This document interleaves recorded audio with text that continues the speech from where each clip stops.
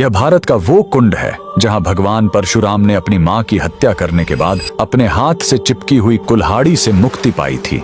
यह कहानी है महान ऋषि जमदग्नि और उनकी पत्नी पतिव्रता रेणुका की। कहते हैं रेणुका हर दिन नदी से कच्चे घड़े में पानी लाती थी और उनके सतीत्व के बल से वह घड़ा टूटता नहीं था। उनके 5 पुत्र थे जिनमें सबसे छोटे थे विष्णु अवतार परशुराम। एक दिन रेणुका ने नदी में कुछ गंधर्वों स्वर्ग के संगीतकार को जल क्रीड़ा करते देखा। उन्हें देखकर एक पल के लिए उनका मन मोह में पड़ गया और उसी क्षण उनके सतीत्व का बल टूटा और कच्चा घड़ा टूट गया। जब वो आश्रम लौटी तो ऋषि जमदग्नि ने अपने योग्य बल से जान लिया कि उनका मन भटक गया था। वो इतने क्रोधित हुए कि उन्होंने अपने पुत्रों को आज्ञा दी, अपनी मां का वध कर दो। जब चारों बड़े भाइयों ने मना कर दिया तो क्रोधित पिता ने उन्हें तुरंत पत्थर बन जाने का श्राप दे दिया। इसके बाद परशुराम ने पिता की आज्ञा को अपना धर्म समझा। उन्होंने भारी मन से अपनी कुल्हाड़ी उठाई और अपनी ही मां का सिर धड़ से अलग कर दिया। उनकी आज्ञाकारिता से प्रसन्न होकर जमदग्नि ने वरदान मांगने को कहा। परशुराम ने तुरंत अपनी मां को फिर से जीवित करने और साथ ही पत्थर बन चुके अपने चारों भाइयों को भी मुक्त करने का वर मांग लिया। सब फिर से जीवित हो गए, मानो कुछ हुआ ही ना हो।